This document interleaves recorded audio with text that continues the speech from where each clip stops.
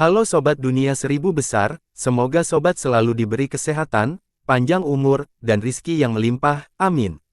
Sebelum masuk ke alur ceritanya, jangan lupa dukung channel ini ya dengan klik subscribe, like, komen, dan share, terima kasih.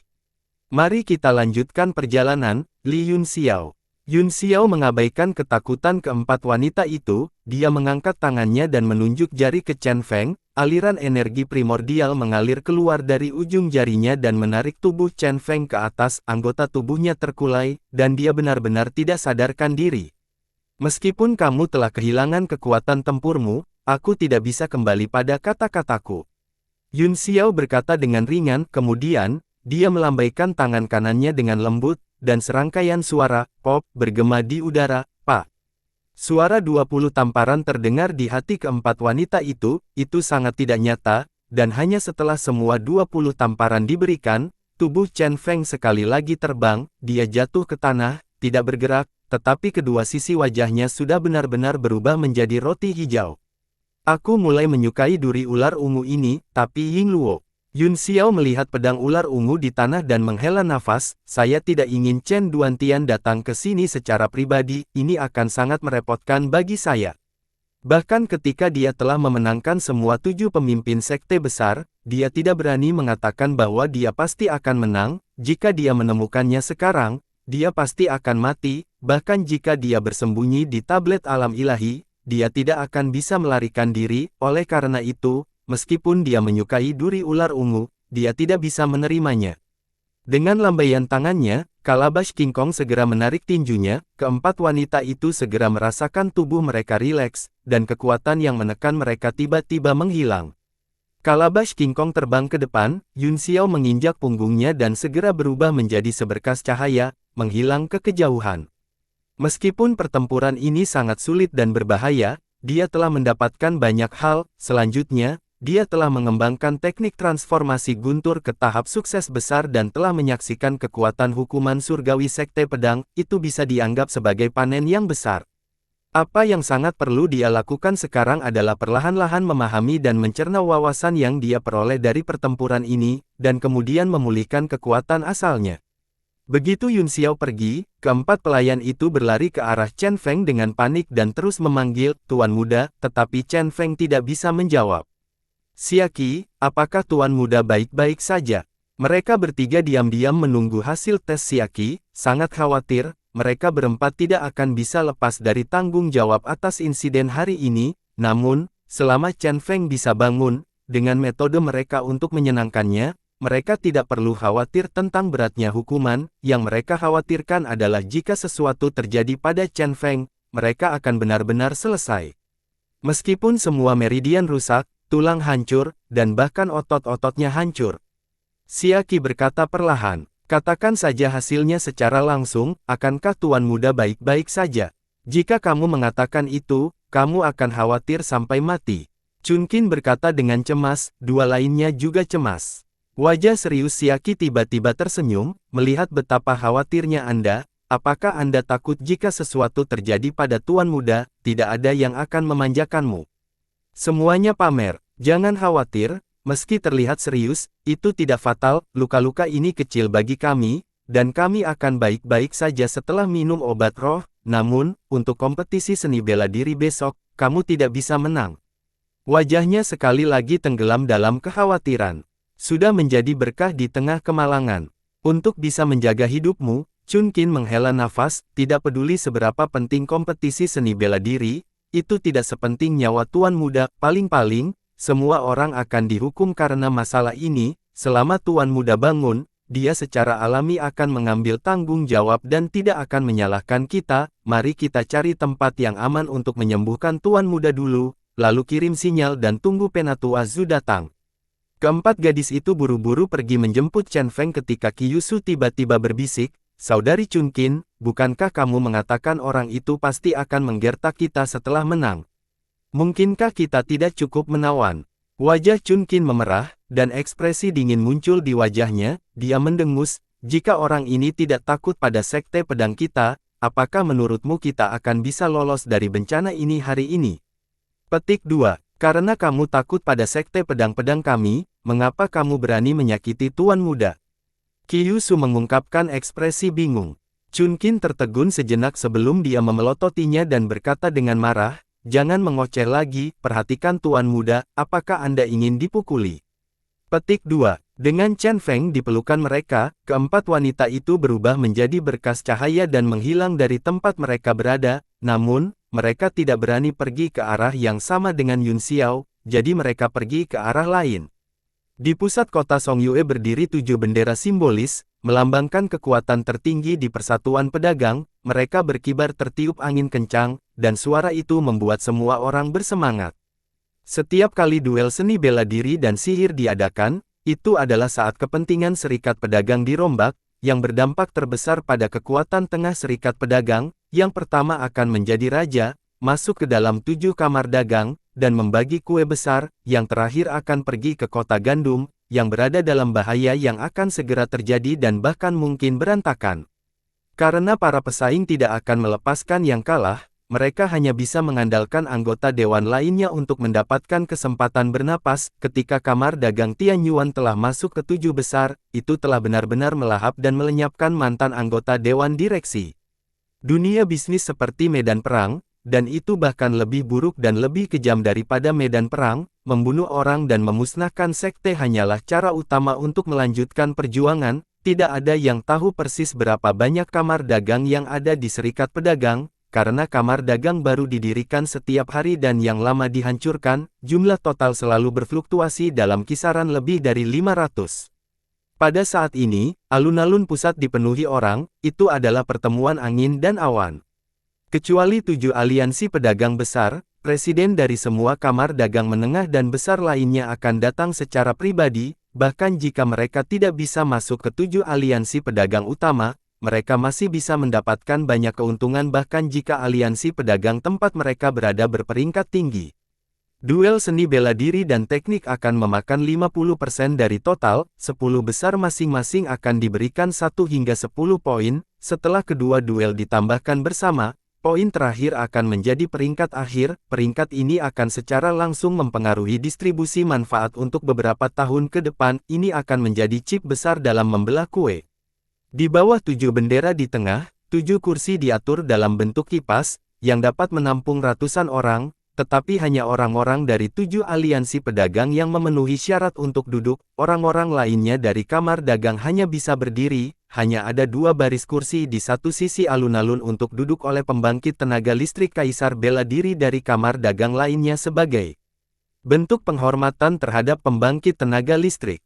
Ada lebih dari 10 orang yang duduk di kursi, yang semuanya adalah eksistensi terkuat di kamar dagang besar dan menengah. Ekspresi mereka acuh tak acuh, dan tidak mungkin untuk mengatakan apa yang mereka pikirkan. Mereka jarang mengobrol satu sama lain, dan bahkan jika mereka melakukannya, itu hanya beberapa kata sopan santun sederhana. Masing-masing dari mereka memiliki rencana sendiri di hati mereka saat mereka mendengarkan diskusi lembut dari orang-orang di sekitar mereka.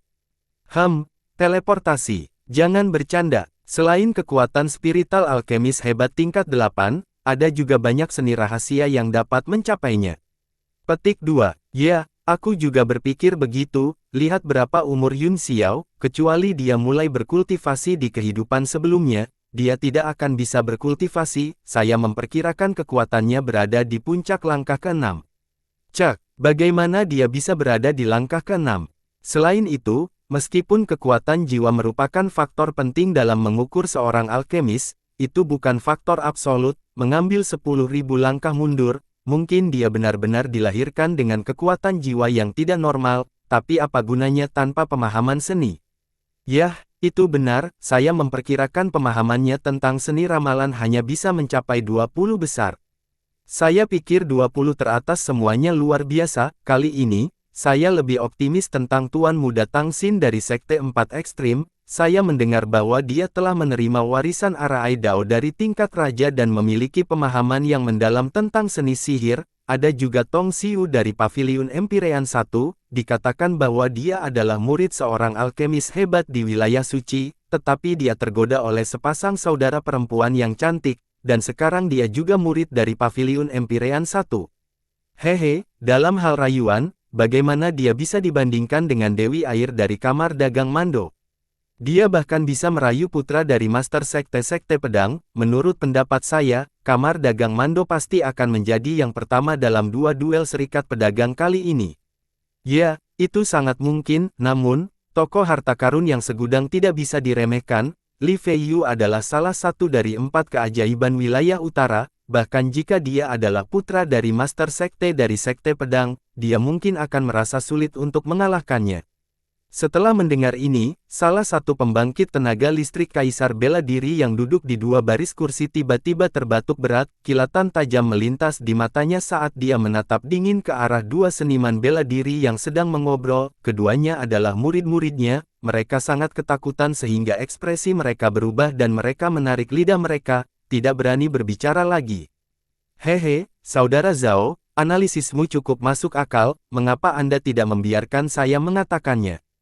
Seorang ahli berpakaian abu-abu di sebelah Kaisar Bela Diri Zhao tersenyum tipis dan berkata, tampaknya keberhasilan Tuan Muda Tang Xin dalam mendapatkan warisan Dao susunan tahta adalah benar, maka teknik belaka ini akan mudah diperoleh dan dia pasti akan menempati posisi pertama. Kamar dagang kuno timur Saudara Zhao adalah pengikut nomor 1 dari 4 sekte ekstrim, kali ini akan menjadi kaya.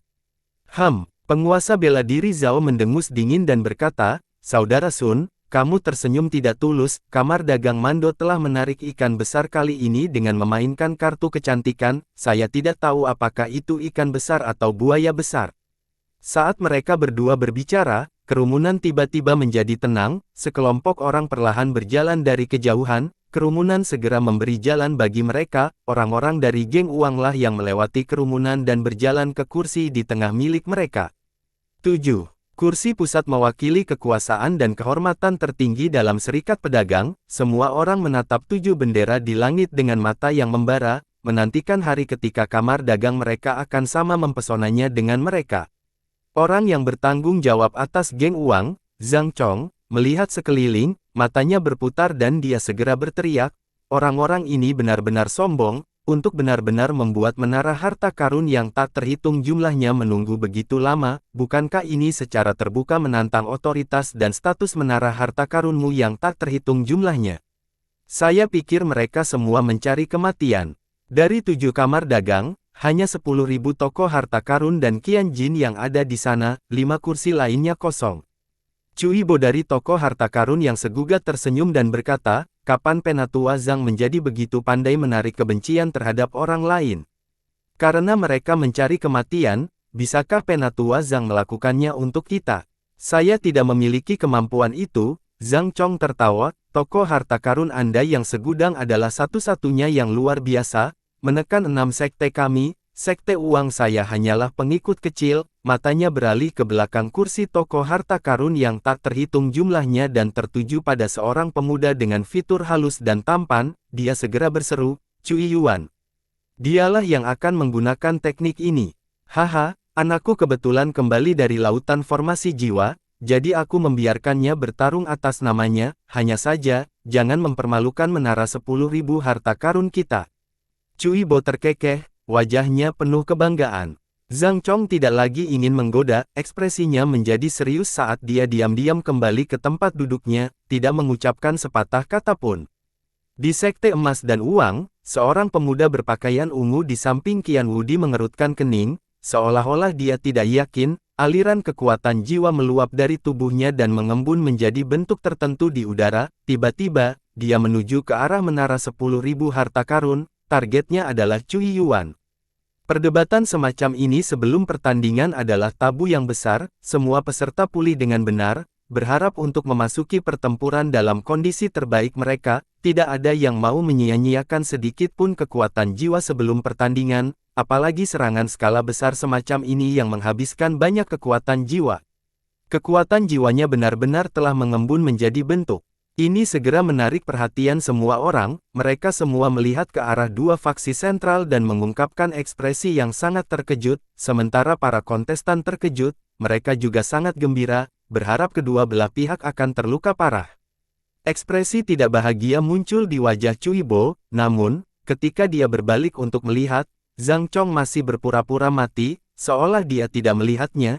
Cui Bo mendengus dingin, sebagai master sekte wakil, di depan begitu banyak orang, tidak mungkin baginya untuk memerintahkan bawahannya untuk menyerang, dia hanya bisa membiarkan Cui Yuan melakukan serangan itu sendiri. Cui Yuan tampak sangat santai, kekuatan jiwa samar menyebar dari tubuhnya, membentuk pertahanan di luar tubuhnya, secara langsung memblokir serangan kekuatan jiwa pemuda berpakaian ungu, dia tidak melakukan serangan balik dan hanya membangun penghalang pertahanan. Ekspresi pemuda berpakaian ungu itu berubah, dan dia langsung meningkatkan kekuatan jiwanya beberapa kali lipat, dia ingin menghancurkannya, tetapi dia menemukan bahwa penghalang itu juga menjadi lebih kuat, itu hanya memblokir serangannya pada waktu yang tepat, dan sepertinya tidak menghabiskan energi lagi. Pemuda berpakaian ungu itu sangat marah, dan dia menggunakan segala macam teknik serangan spiritual satu per satu, namun, dia tidak dapat menembus penghalang itu apapun yang terjadi. Pada saat putus asa, dia merasa bahwa dia tidak bisa kehilangan muka, jadi dia menyerang dengan lebih kejam. Nanmen Xingqing, berhenti. Hemat energi dan gunakan nanti, mudah untuk mendapatkan wajah, kata Qian Wu dilemah, kami akan mengalahkannya nanti, semua orang menatapnya sekarang, seperti apa bentuknya. Nanmen Xingqing sepertinya sedikit takut padanya, dia mendengus dingin dan menarik kembali kekuatan jiwanya, namun, ekspresinya menjadi lebih dingin saat dia melihat Cui Yuan, yang terakhir, di sisi lain, tampaknya tidak keberatan. Zhang Chong memandang Nanmen Xingqing dan berkata dengan acuh tak acuh, jangan meremehkannya, dia mungkin lawan terbesar Anda hari ini, istirahatlah yang baik. Meskipun wajah Nanmen Xingqing masih dingin dan sombong, dia tidak berani terlalu sombong di depan Zhang Chong, dia mengangguk dan berkata, kamu memang memiliki kekuatan, tapi aku masih percaya diri. Penyelidikannya menyebabkan percakapan orang-orang di sekitar mereka beralih ke mereka berdua, dan mereka terus berspekulasi. Siapa Nanmen Xingqing itu? Dia benar-benar bisa mencapai manifestasi kekuatan jiwa.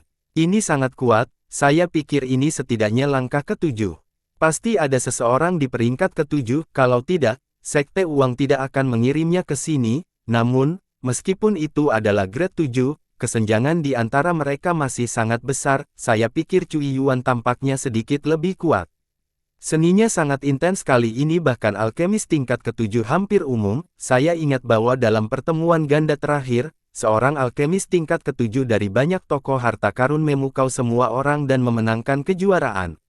Hehe, gelombang baru sungai yang semelampaui ombak lama, ini adalah saat ketika talenta muda dari serikat pedagang muncul satu demi satu, mereka mungkin mendorong seluruh serikat pedagang ke era yang sangat makmur, dan bahkan bersaing dengan 7 negara adidaya. Masih terlalu dini untuk bertarung melawan 7 negara adidaya, kali ini, aku akan bisa melihat kekuatan Sekte Pedang dan melihat seberapa jauh mereka telah mencapainya, bagaimanapun, tujuan Sekte Pedang-Pedang kali ini adalah menjadi nomor 1. Pertama, saya pikir itu akan sangat sulit. Mereka telah meremehkan elit serikat pedagang, saya harap mereka dapat melihat kekuatan serikat pedagang kali ini. Lihat, orang-orang dari perusahaan perdagangan Tianyuan ada di sini. Diskusi kerumunan berhenti sejenak, dan Dingling, yang merupakan pemimpin kerumunan, datang, dia memiliki senyum menawan di wajahnya, yang membuat orang merasa seolah-olah angin musim semi bertiup di wajah mereka, dia penuh percaya diri dan terlihat mulia dan tak terganggu-gugat. Saat mereka mengagumi keindahan itu, mata kesal mereka tertuju pada Yun Xiao, yang berdiri di belakangnya, penduduk asli wilayah selatan ini, yang tiba-tiba muncul, segera merayu dewi mereka, sial. Tidak hanya Dingling, tetapi Suiloyan juga yang jatuh cinta. Duel seni bela diri dan teknik kali ini akan menjadi pertama kalinya semua pemuda di serikat pedagang akan mengalami malam tanpa tidur. Semua orang memiliki pemikiran yang sama, sialan Yun Xiao dan sialan Chen Feng, kedua orang luar ini tidak hanya mencuri pusat perhatian kita, tetapi juga wanita kita. Sekarang semua pemuda bersatu melawan musuh bersama, berharap seseorang dapat menekan dua orang luar ini dan membuat orang-orang lokal serikat bisnis bangga. Nona Ding, Anda terlihat seperti sedang mandi di angin musim semi, kamu tampaknya penuh percaya diri. Cui Bo menyipitkan matanya dan tersenyum, matanya tanpa sadar tertuju pada Yun Xiao, yang berdiri di belakangnya, dan Mo Xiao Chuan, yang telah membunuh seorang tetua dari Paviliun Empyrean. Dengan satu serangan pedang, dia layak untuk melihat beberapa pandangan lagi. Dingling, tersenyum dan berkata, ini hanya kompetisi untuk mendapatkan tempat, saya masih percaya diri, tapi saya pikir masih terlalu mengada-ada untuk mengatakan bahwa dia akan menggantikan tokoh harta karun segudang sebagai pemimpin serikat pedagang. Kata-katanya mengejutkan semua orang. Dingling, selalu rendah hati, sopan, dan spons, namun, kali ini, dia telah mengubah citranya yang biasa, kata-katanya menjadi agresif, seperti pisau tajam, mengungkapkan sedikit keluhurannya.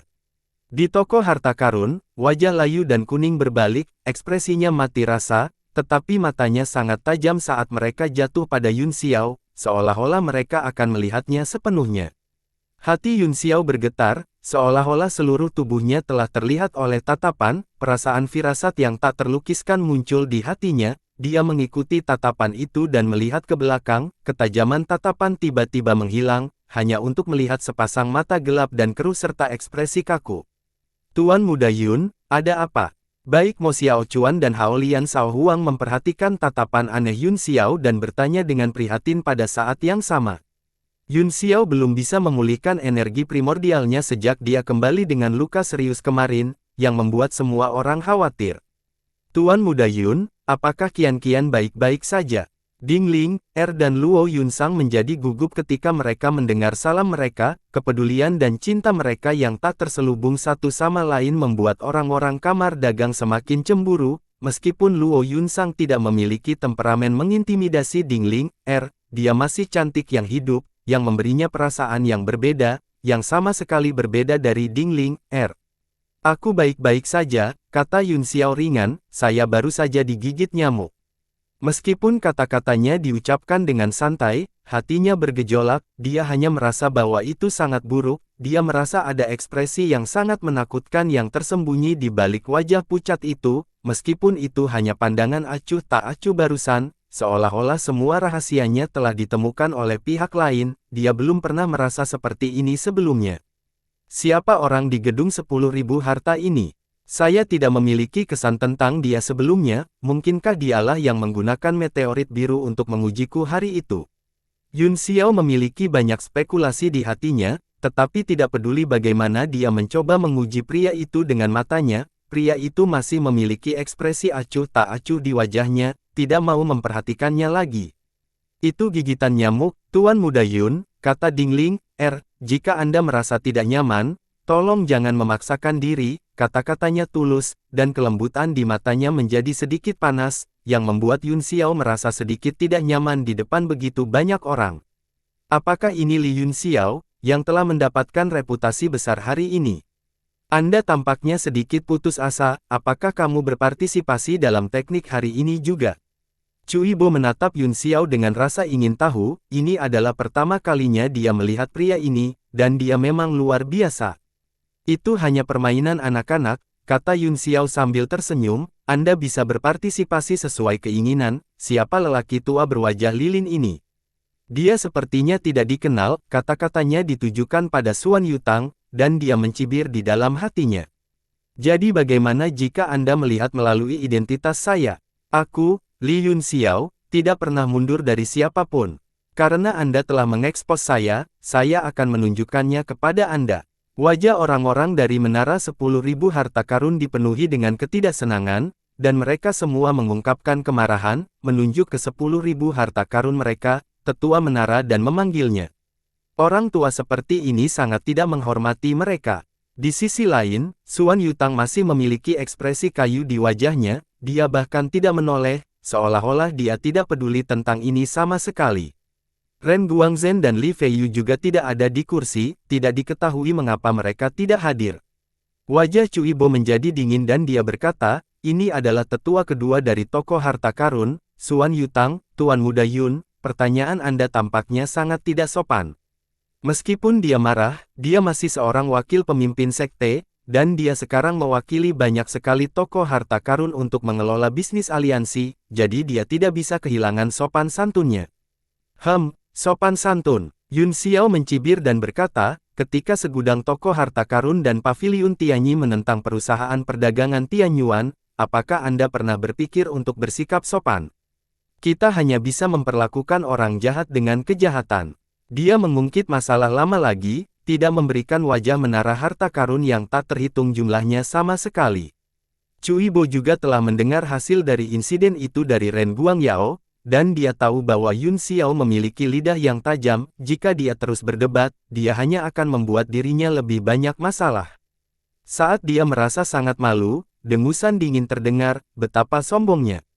Kamu hal yang sembrono. Suara itu mengerikan, dipenuhi dengan kebencian dan niat membunuh yang ekstrim. Terkejut, semua orang menoleh untuk melihat dan melihat Su Danhe dari paviliun surgawi. Dia telah tiba di beberapa titik, menatap Yun Xiao dengan mata sedingin dan ganas seperti ular berbisa, seolah-olah dia ingin melahapnya di tempat. Yun Xiao mengerutkan kening dan berkata, "Hal lama, bukankah kamu kehilangan cukup banyak muka terakhir kali? Kamu lebih baik berdoa agar kamu tidak jatuh ke tanganku dalam hidup ini." Su Danhe gemetar karena marah, dan wajah Liang Yuyi menjadi sedikit pucat di belakangnya. Dia menatap Yun Xiao dengan mata penuh keengganan dan kebencian, dan bibirnya merah karena menggigitnya. "Jangan khawatir," kata Yun Xiao sambil mencibir, "saya benar-benar tidak menganggap serius paviliun Empyrean Anda, Nyonya tua, Anda terlalu khawatir." "Wah, sialan, sialan." Aura di tubuh Su Danhe tiba-tiba meledak, wajahnya hijau dan merah, dan tangannya gemetar di udara. "Saya akan memulai periode pengawasan ketiga besok hingga akhir Mei, inilah yang saya janjikan kepada semua orang. Tidak ada satu bab pun yang disimpan, jadi tekanannya sangat besar, dia akan mencoba menyimpan beberapa bab pada tanggal 1 Mei. Mo Xiaochuan dan Hao Lian Shaohuang sama-sama waspada, mereka berdiri di depan Yun Xiao, satu di kiri dan satu di kanan, takut wanita tua itu tiba-tiba akan menyerang. "Haha, Tuan Muda Yun memang lucu, aku masih menantikan pertempuran denganmu, tapi kamu tidak terlihat terlalu baik. Jika kita melalui seni teknik lagi hari ini, apakah kita masih bisa bertarung besok?" Suara Qian Wudi terdengar, seolah-olah dia mencoba membantunya. Orang-orang Zhouzu lainnya semuanya tampak seperti sedang menonton pertunjukan yang bagus, ingin memulai pertarungan sehingga mereka dapat memanfaatkan situasi, bahkan jika mereka tidak bisa mendapatkan manfaat apapun, mereka setidaknya bisa memanjakan mata mereka. Mereka tidak berpikir bahwa dengan kekuatan mereka yang lemah, jika Su Danhe benar-benar bergerak, mereka mungkin akan menjadi orang pertama yang tersapu dan hancur berkeping-keping, tidak meninggalkan apapun. "Sesuai keinginanmu," kata Yun Xiao sambil tersenyum, "aku akan melakukan apa yang kamu inginkan." Matanya mengungkapkan ekspresi kekaguman pada Qian Wudi. Di jalan bela diri Dao yang tak berujung, ada terlalu banyak anak muda yang telah menetapkan dia sebagai tujuan mereka dan maju ke depan. Bahkan ada saat ketika mereka datang di depannya dan berani menantangnya, tubuh Qian Wudi memiliki semangat warisan bela diri Dao semacam ini. Qian Wudi tercengang, temperamen yang ditunjukkan Yun Xiao saat ini seperti gunung yang tinggi, yang membuatnya memiliki ilusi pada saat itu, seolah-olah pria di depannya adalah seorang senior Dao bela diri, yang diam-diam mengawasinya dari tempat di luar jangkauannya. Ilusi semacam ini menyebar tak terkendali di dalam hatinya, menyebabkan pikirannya sangat terguncang. "Betapa sombongnya, aku ingin tahu apakah kekuatanmu sekuat mulutmu." Sosok seorang pria melintas keluar dari paviliun Empyrean 1, dengan wajah dingin, dia berjalan menuju Yun Xiao dan berkata, "Biarkan aku melihat apakah kamu memiliki hak untuk berdiri di sini dan berbicara." Setiap langkah yang dia ambil tampaknya mengandung kebenaran tertinggi langit dan bumi. Lapisan tipis energi kuning pucat muncul di sekitar tubuhnya, seperti lapisan tipis air, itu menempel di kulitnya dan menjadi lebih padat dengan setiap langkah yang dia ambil. Meminjam kekuatan, ini sebenarnya meminjam momentum, mungkinkah serangan jiwa juga bisa dipinjam? Orang ini adalah Tong Xiu. Dikatakan bahwa tuannya adalah seorang alkemis yang hebat di alam suci. Seruan datang dari sekeliling, adalah umum untuk menggunakan kekuatan langit dan bumi dalam penggunaan seni bela diri, tetapi kekuatan jiwa adalah yang paling sulit untuk dipahami, apalagi menggunakan kekuatan langit dan bumi untuk digunakan sendiri untuk meningkatkan jiwa. Kekuatan jiwa juga merupakan kekuatan langit dan bumi, itu juga harus bisa dipinjam, namun, berapa banyak orang yang bisa melakukannya? Sepertinya akan ada banyak ketegangan dalam hasil teknik ini. Ada banyak seruan dan desahan di sekitar. Dengan setiap langkah yang diambil Tong Xiu, sebuah kekuatan tampak berkumpul dan berputar di udara, berubah menjadi serangan jiwa tajam seperti pedang yang mengguncang jiwa Yun Xiao. Saat dia semakin dekat, kejutan itu semakin kuat. Senyum kejam muncul di wajah Tong Xiu, serangan jiwanya tidak ada habisnya, setiap gelombang lebih kuat dari yang terakhir, seolah-olah dia ingin menghancurkan jiwa Yun Xiao dengan paksa. Dia juga mengerti kesan Penatuasu tentang orang ini, jika dia bisa membantu Penatuasu melampiaskan amarahnya, statusnya akan meningkat dengan cepat.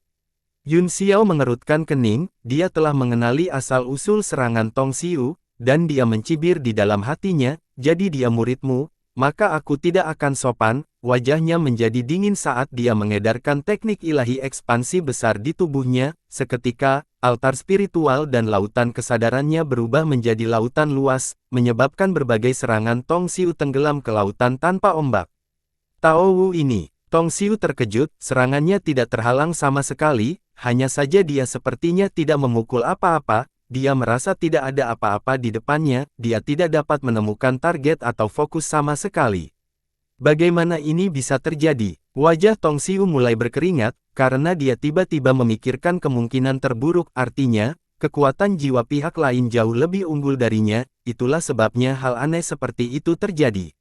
Dia segera menyadari bahwa situasinya tidak baik, pada saat putus asa, dia ingin menarik kekuatan jiwanya, tetapi dia tiba-tiba menemukan bahwa dia ditarik oleh kekuatan hisap yang sangat kuat, tidak peduli berapa banyak kekuatan yang dia gunakan, dia tidak bisa bergerak sama sekali, ekspresinya langsung berubah, dan keringat mengalir seperti hujan.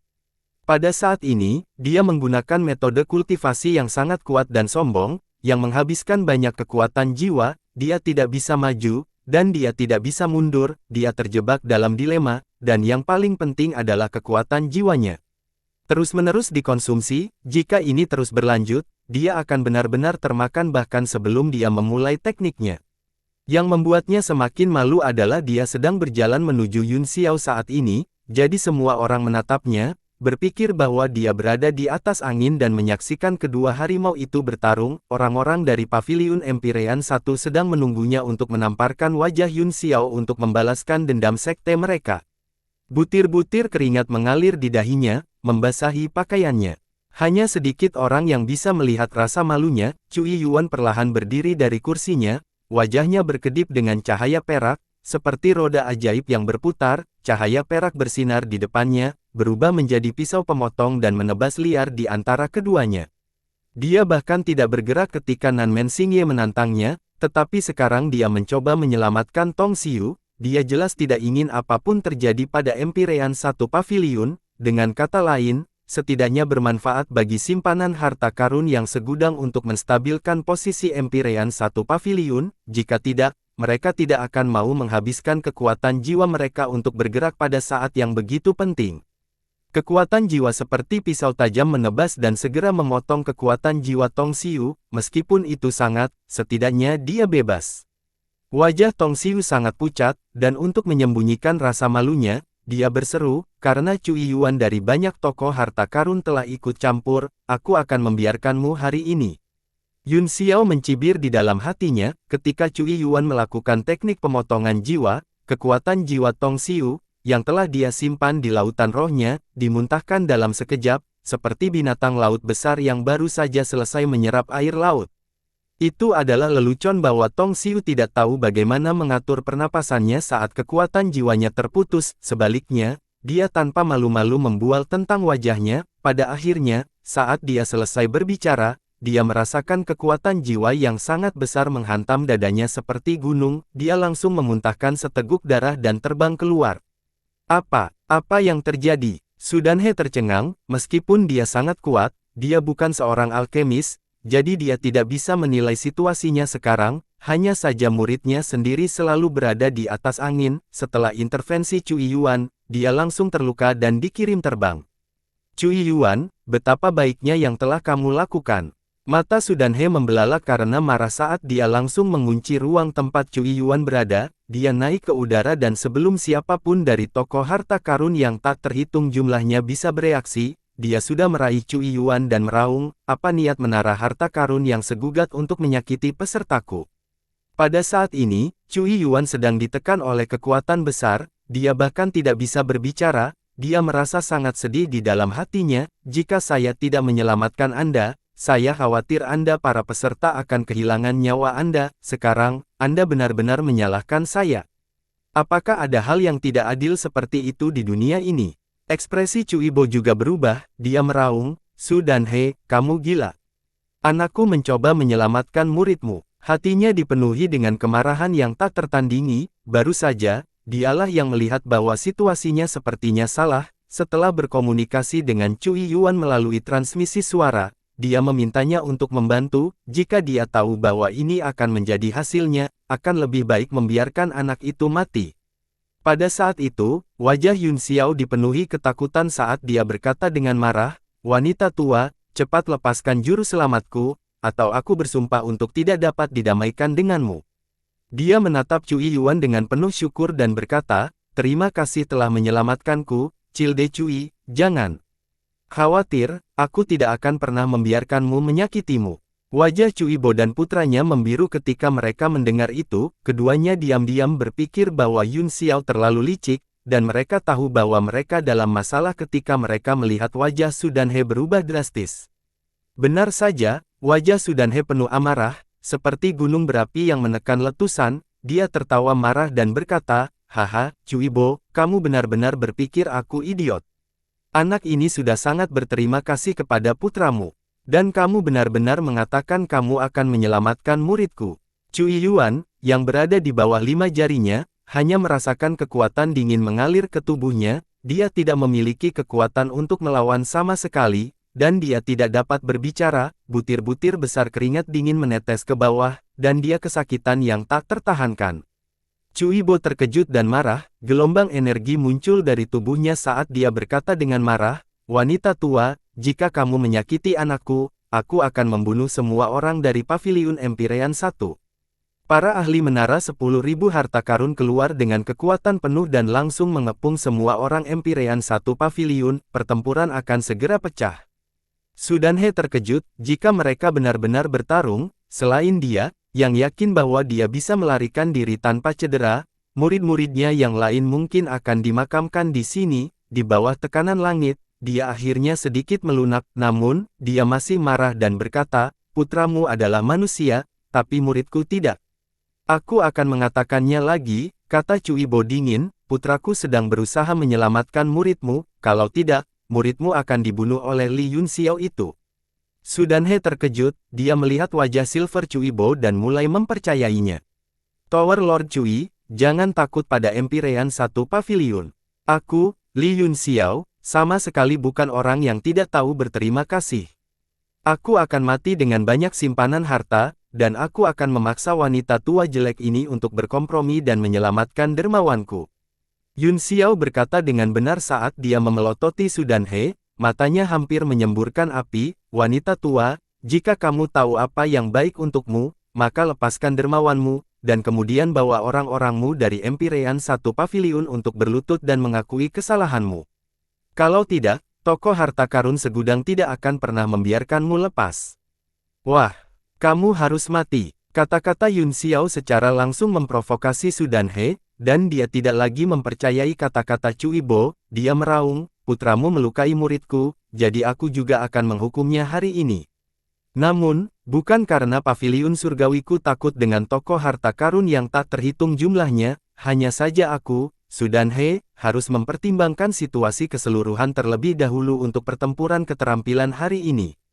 Berhenti. Perasaan buruk muncul di hatinya. Cuibo meraung marah dan bergegas maju. Sayangnya, dia hanya melihat Cui Yuan menyemburkan seteguk darah di tangan Su Danhe. Dia tidak tahu cedera seperti apa yang dia derita, tetapi tubuhnya terbang.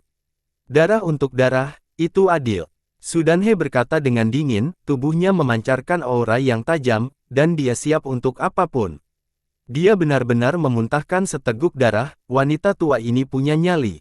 Dengan senyum di wajahnya, Yun Xiao mengacungkan jempol dan memuji, ayo, semuanya, beri aku suka. Orang-orang dari perusahaan perdagangan Tianyuan semua tersenyum dan mengacungkan jempol, bagus, bagus. Ketika Su Danhe melihat penampilan Yun Xiao, dia langsung memiliki firasat buruk, hatinya tenggelam, dan dia tiba-tiba berteriak, Tong Xiu, di mana Tong Xiu? Setelah dikirim terbang oleh gerakan Yun Xiao, Tong Xiu tidak lagi berani sombong, dia duduk bersila di tanah jauh dan mulai mengatur pernapasannya. Jika dia terus mengabaikan luka-lukanya, dia takut dia akan benar-benar dalam masalah kali ini. Pada saat itu, dia tidak tahan dengan kemarahan Tetua Agung. Siapa yang tahu bahwa hal besar seperti itu akan terjadi? Sebelum dia bisa bereaksi dan menjelaskan, Cui Yuan sudah terluka oleh telapak tangan Su Danhe. Ketika dia mendengar tetua pertama memanggilnya, dia sangat ketakutan hingga kakinya gemetar. Dia bahkan tidak memiliki kekuatan untuk berdiri, wajahnya pucat, seolah-olah dia sudah mengantisipasi konsekuensinya. Tetua Agung memanggilmu. Seorang murid melihat wajahnya yang pucat dan berpikir bahwa luka-lukanya masih terlalu serius. Dia dengan ramah pergi dan membantunya. Dahi Tong Xiu berlumuran keringat dingin. Jika dia mengatakan yang sebenarnya, dia mungkin dipukuli sampai mati di tempat. Setelah tergagap sebentar, dia menutup-nutupi, situasinya terlalu mendesak sekarang, jadi saya tidak melihat dengan jelas siapa yang menyakiti saya, seharusnya Yun Xiao, kan? Petik 2. Dia menyelinap melirik Su Danhe, yang ekspresinya telah berubah drastis, dan buru-buru berkata, setelah Tuan Muda Cui bergerak, saya berpikir bahwa saya akan membiarkan Li Yun Xiao pergi kali ini. Saya tidak berharap dia menyerang saya ketika saya tidak siap. Saya cukup baik untuk menyelamatkan nyawanya, tetapi dia membalas kebaikan saya dengan rasa tidak berterima kasih. Itu semua salahku, aku tidak bisa menyalahkanmu, Tuan Muda Cui, tapi Li Yun Xiao itu terlalu licik. Cui Bo dan putranya dipenuhi dengan kebencian, wajah mereka pucat saat mereka memelototi Tong Xiu, yang terakhir menundukkan kepalanya, tidak berani menatap keduanya. Ekspresi Su Danhe menjadi jelek setelah mendengar ini, dan dia berkata dengan suara yang dalam, meskipun Yun Xiao tercela, pada akhirnya, Cui Yuan lah yang melukai muridku, jadi bukan masalah besar bagiku untuk memberinya hukuman kecil. Jika Anda ingin menyalahkan seseorang, Anda hanya bisa menyalahkannya karena menjadi orang sibuk. Tong Xiu keluar untuk berbohong, dan Yun Xiao pasti tidak akan membantu mereka. Cui Bo dan Cui Yuan hanya bisa menelan kebencian mereka dan menyalahkan diri mereka sendiri karena usil. Jika mereka tahu ini akan terjadi, mereka akan membiarkan Yun Xiao memainkannya sampai mati sekarang.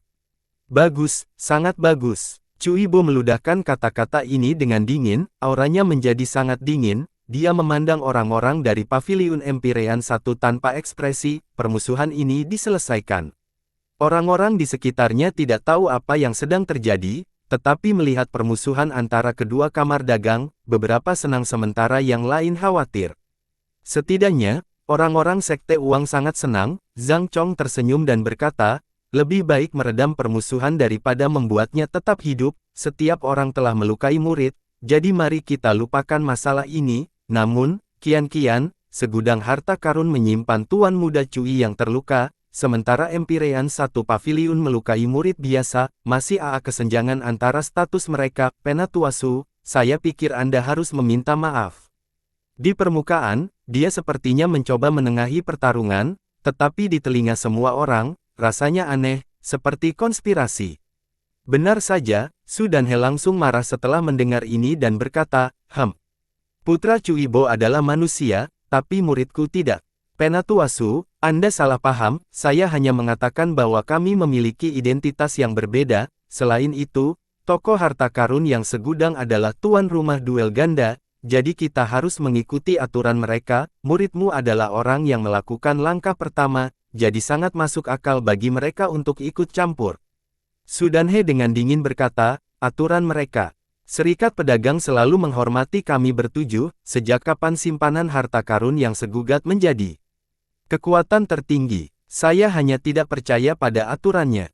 Orang-orang di sekitarnya semua tercengang. Semakin Zhang Chong mencoba menghentikan pertarungan, semakin dalam konflik itu, siapapun yang memiliki mata dapat melihat bahwa dia melakukan ini dengan sengaja. Su Danhe benar-benar idiot dengan cacat IQ alami. Mereka tidak tahu mengapa Paviliun Empyrean akan mengirimnya untuk memimpin tim. Bahkan Cui Bo mengerutkan kening, meskipun kedua sekte telah membentuk dendam, bagaimanapun juga dia adalah wakil kepala gedung 10.000 harta karun, dia harus mengutamakan kepentingan kamar dagang. Jika kedua sekte itu berperang, itu sama sekali tidak akan menjadi kepentingan mereka. Saat dia hendak berbicara, tawa keras tiba-tiba terdengar. Haha, Zhang Chong, kamu hanya akan senang jika pertempuran hari ini tidak bisa diadakan. Sekelompok orang berjalan keluar dari kerumunan, pemimpinnya adalah seorang lelaki tua berjubah ungu, dia bersemangat tinggi dan sedikit gemuk, pipinya sedikit merah, dan ada senyum di matanya. Zhang Chong menatapnya dan terkekeh, Min Cheng Xiang, kamu terlihat baik, apakah sesuatu yang baik terjadi? Mengapa saya merasa bahwa kamar dagang angin petir Anda akan berada di bawah kali ini? Matanya menyapu orang-orang dari kamar dagang angin petir dan jatuh pada seorang pemuda dengan kulit perunggu, wajah pria ini sedikit kusam, jelas karena dia sudah lama tidak berkomunikasi dengan orang lain, namun, fluktuasi spiritual di tubuhnya sangat kuat, jadi dia harus menjadi kontestan. Munculnya kamar dagang angin petir sekaligus meredakan suasana tegang, menarik perhatian semua orang, khusus untuk kamar dagang yang telah berkembang ke skala tertentu, kamar dagang angin petir tampaknya menjadi satu-satunya kesempatan mereka untuk mengambil kesempatan ini untuk naik kekuasaan. Min Cheng Xiang sama sekali tidak keberatan dengan kata-kata provokatif Zhang Chongdai dan tertawa, tidak peduli bagaimana kita bersaing, tidak peduli bagaimana kita memutuskan, akan selalu ada seseorang di bawah. Zhang Chong tertegun sejenak, lalu dia mendengus dingin dan tidak mengatakan apa-apa lagi. Min Cheng Xiang ini bukan Sudan He, dia juga rubah tua terus-menerus. Selain itu, dengan mengatakan ini, sepertinya dia berpikiran sempit. Kemurahan hati Penatua Min memang melampaui beberapa orang kecil. Cui Bo terkekeh, tidak ada yang optimis tentang kamar dagang angin petir Anda, tetapi saya tahu latar belakang anak di sebelah Anda ini. Saya khawatir dia cukup untuk mengejutkan semua orang. Pada saat itu, saya khawatir kamar dagang yang tidak masuk akal itu akan dihilangkan. Sulit untuk mengatakan apakah dia menyindir bahwa dia menargetkan Paviliun Empyrean, Sekte Uang, atau bahkan Yun Xiao, tetapi sikapnya yang tidak ramah terlihat jelas. Ketika semua orang mendengar apa yang dia katakan, mereka menatap pria berkulit perunggu itu dengan lebih penasaran, dia tampak berbeda dari yang lain. Anda pasti bercanda, Tuan Cui, kata Min Cheng Xiang sambil tersenyum, mengapa masih ada dua klan yang hilang? Saya pikir lelaki tua ini adalah yang paling berlama-lama, tetapi sepertinya saya masih pagi. Tiba-tiba, ledakan tawa datang dari langit dan sebuah puisi dibacakan, dunia berubah seperti permainan catur, misteri alam semesta tidak terduga, ketujuh pahlawan berkumpul di kota dan menertawakan semua pahlawan dalam satu gerakan.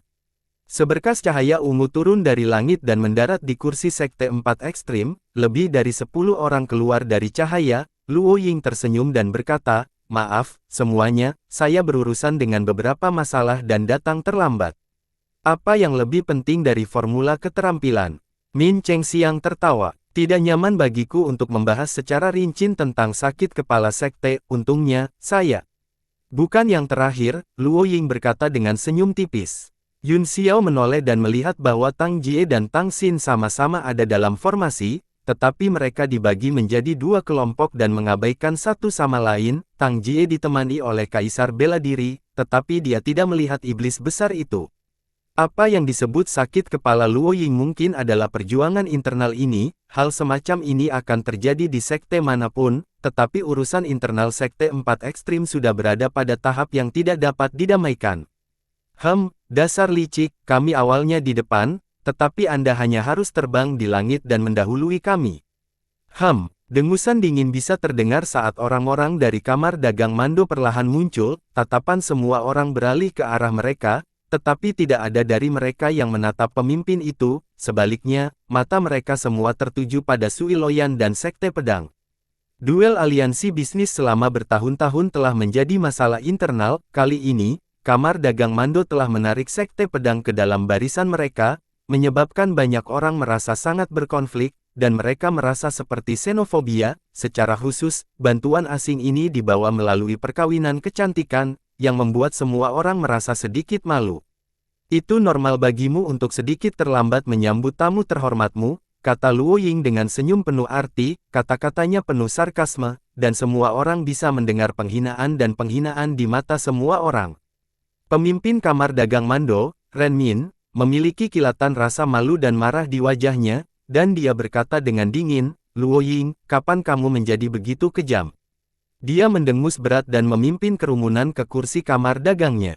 Di dalam kelompok itu, ada seorang pria dengan tatapan dingin dan tajam. Dia memiliki ekspresi angkuh di wajahnya. Sejak kamar dagang Mando masuk, dia telah bertindak seolah-olah semua orang berutang uang padanya. Ketika Luo Ying membuka mulutnya, tatapannya yang tajam langsung ke arahnya, dipenuhi dengan kebencian. Sui Loyan, yang dingin dan diam sepanjang waktu, tiba-tiba membuka mulutnya dan berkata dengan lembut, "Tidak perlu marah, Tuan Muda Xiao, mereka hanya memprovokasi Anda dengan kata-kata mereka karena mereka takut dengan kekuatan Anda." Xiao Jingming mengungkapkan ekspresi puas saat tatapannya tertuju pada wajah Sui Loyan, matanya dipenuhi dengan keserakahan dan pemujaan yang tidak tersembunyi saat dia terkekeh. "Adik perempuan Yan, sangat pintar, tapi orang-orang ini terlalu bodoh. Apakah mereka berpikir bahwa mereka dapat menghentikan kebangkitan kamar dagang Mando saya? Aku akan menggunakan kekuatanku untuk memberi mereka pelajaran dan membuat mereka memahami kenyataan kejam di depan mereka." Sui Loyan terkekeh dingin, menyebabkan Xiao Jingming menjadi sedikit linglung. Dia berkata, "Saya secara alami percaya pada kekuatan Tuan Muda Xiao."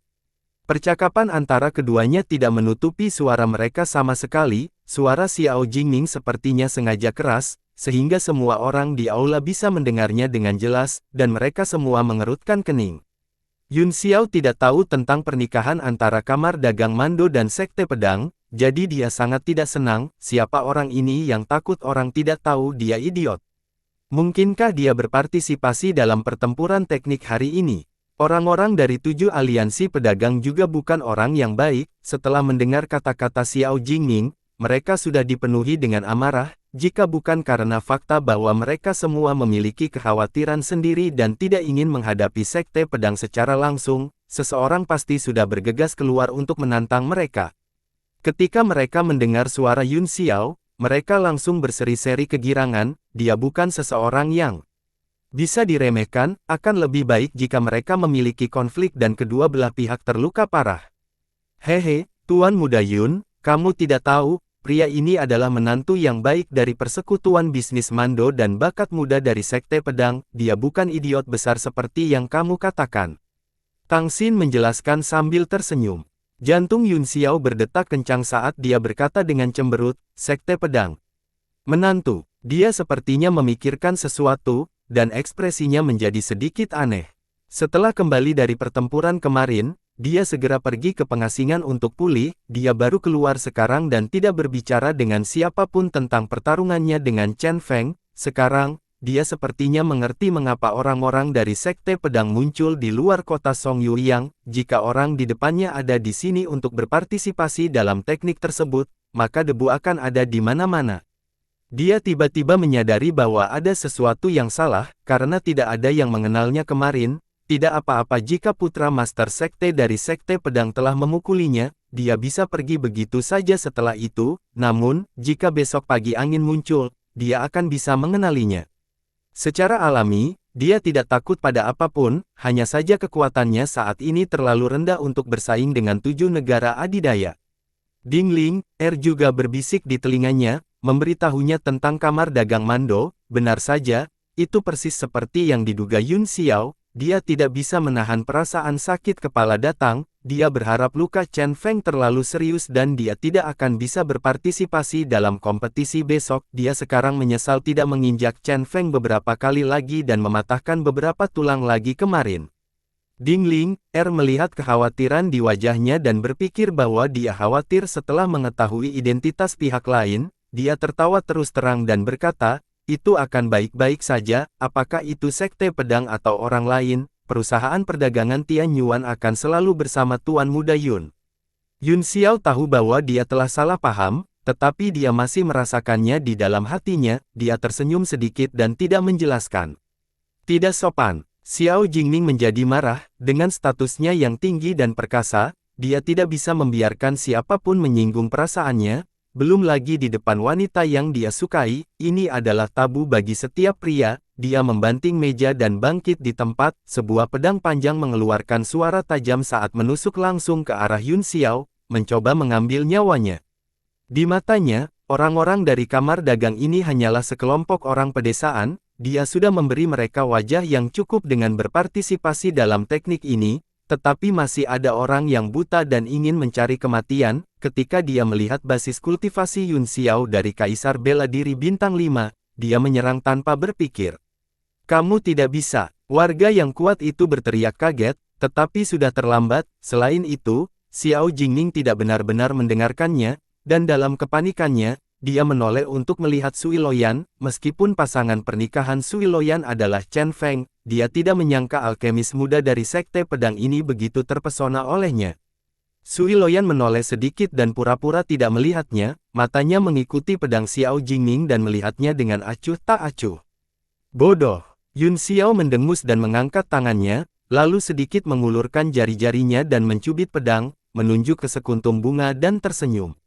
Xiao Jingning segera menemukan bahwa pedang panjang itu tidak bisa lagi bergerak. Tidak hanya itu, tetapi kekuatan langsung ditransmisikan dari pedang, yang juga mengejutkan tubuhnya. Dia tiba-tiba terkejut.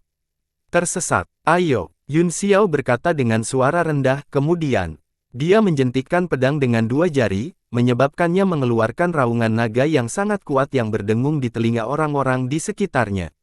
Xiao Jingning, di sisi lain, merasakan setengah dari tubuhnya mati rasa karena keterkejutannya, dan seluruh tubuhnya dikirim terbang kembali ke kursi kamar dagang Mando. Pria kuat itu buru-buru terbang dan menangkap Xiao Jingning. Jika tidak, jika lelaki tua ini jatuh dan bangkrut, dia tidak mampu bertanggung jawab. Sialan, sialan, bunuh dia sekarang. Xiao Jingning meraung dengan wajah merah. Dia sudah tahu bahwa dia tidak bisa mengalahkan pihak lain, jadi dia tidak berani maju dan mempermalukan dirinya sendiri. Dia terus meraung pada orang-orang yang kuat. Tanpa menunggu pria itu menjawab, Cui Bo berkata, "Baiklah, berhentilah bermain-main, karena dia sudah ada di sini. Mari kita mulai." Pembuat onar lagi akan didiskualifikasi. Kali ini, Xiao Jingning juga terdiam dan tidak berani membuat terlalu banyak keributan. Misinya adalah untuk mendapatkan tempat pertama. Jika dia didiskualifikasi dan tidak dapat menyelesaikan misi, konsekuensinya akan sangat serius. Namun, wajahnya ungu karena rasa malu dan marah, dan dia tidak berani melihat wanita yang dia cintai. Kebenciannya pada Yun Xiao telah meningkat ke tingkat musuh terbesarnya.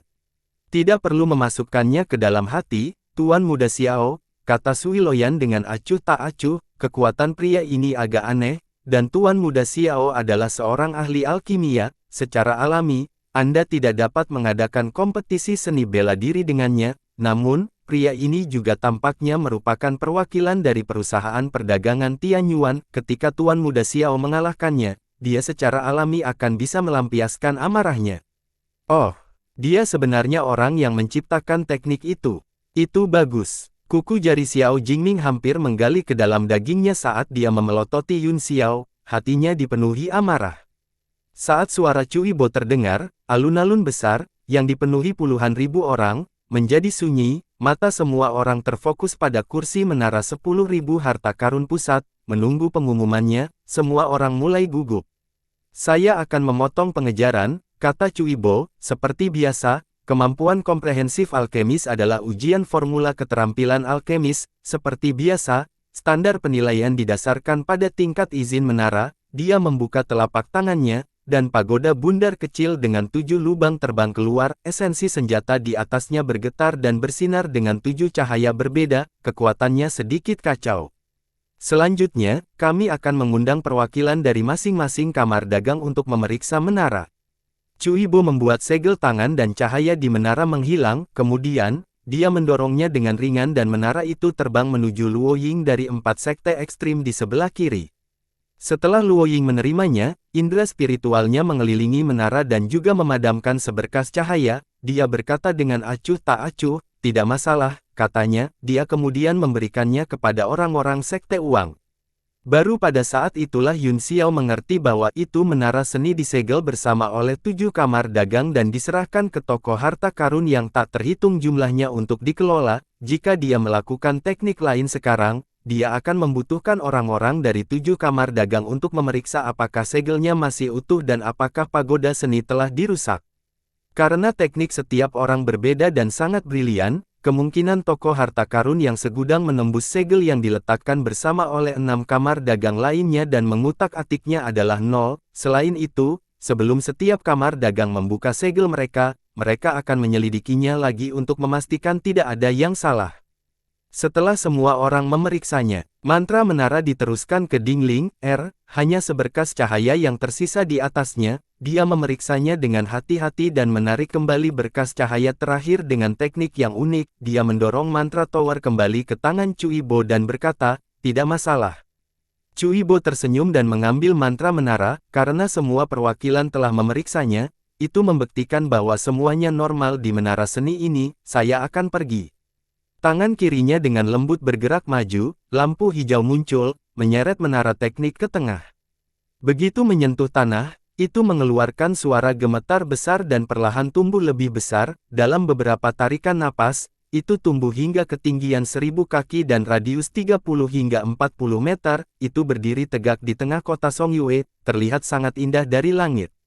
"Semuanya, serahkan kuncinya." Cuibo merentangkan tangannya, dan 6 perwakilan lainnya mengeluarkan sepotong giok bertatahkan emas dan menembakkannya ke pintu menara mantra. Ada 2 lelaki tua yang diukir di pintu, salah satunya sedang bermeditasi dan memurnikan pil, sementara yang lainnya memadatkan guntur dan memurnikan alat. Ekspresi dan gerakan keduanya digambar dengan jelas, dan bahkan sidik jari di tangan mereka adalah teknik pemurnian dasar, gerakan buku teks standar. Di sekitar kedua lelaki tua itu ada susunan pemurnian biasa. 7 mata susunan telah runtuh dan kehilangan sepotong material, yang merupakan kunci yang dipegang ketujuh lelaki tua itu. 7 sinar cahaya ditembakkan ke mata susunan. Segera, ada gerakan di pintu. Kedua lelaki tua yang tetap diam tiba-tiba bergerak. Segel mantra di tangan mereka mulai berubah, pintu perlahan terbuka, dan tangga koridor muncul, mengarah ke kedalaman. Semua orang menahan napas dan fokus, tidak berani menarik napas dalam-dalam selama proses ini. Baru ketika pintu terbuka, mereka mulai bernapas.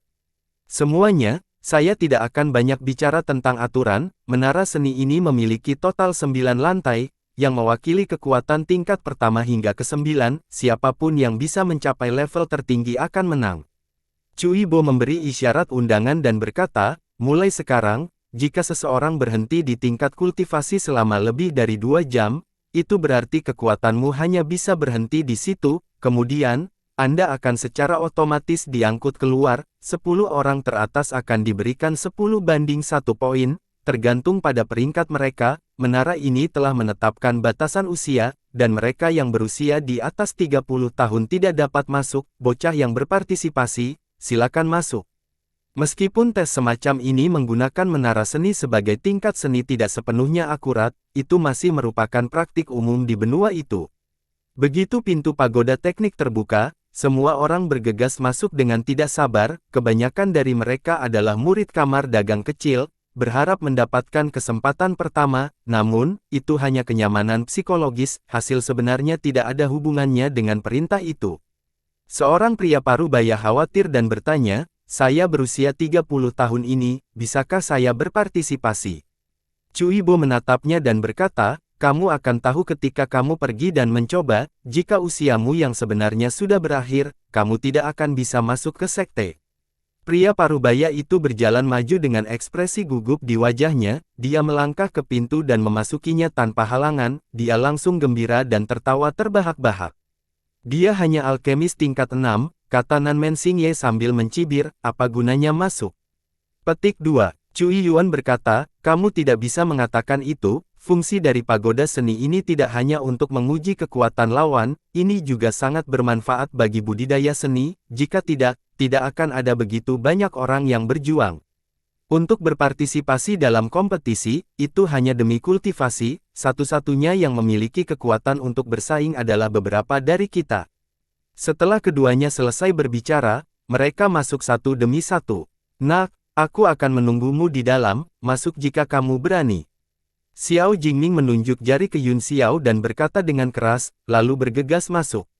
Tang Xin tersenyum, "Itu hanya anjing gila, jangan khawatir tentang itu." Yun Xiao mengabaikannya begitu saja. Dia mengangguk dan memasuki menara. Lorong hitam lurus ke atas, dan segera, itu cerah. Seluruh interior sebenarnya adalah ruang hampa, tanpa apa-apa di dalamnya. Banyak alkemis muda yang ditangguhkan di dalamnya dan bangkit perlahan. Yun Xiao sedikit terkejut. Metode pengujian setiap menara seni berbeda, dan menara ini tampaknya tidak sesederhana itu. Dia tidak tahu siapa yang menyempurnakannya, tetapi itu memiliki pesona kuno padanya. Dia perlahan berjalan ke lampu kuning, dan pemandangan di depannya berubah, itu berubah menjadi dunia bunga di musim semi, dan sebenarnya ada alam semesta di dalamnya. Bersambung.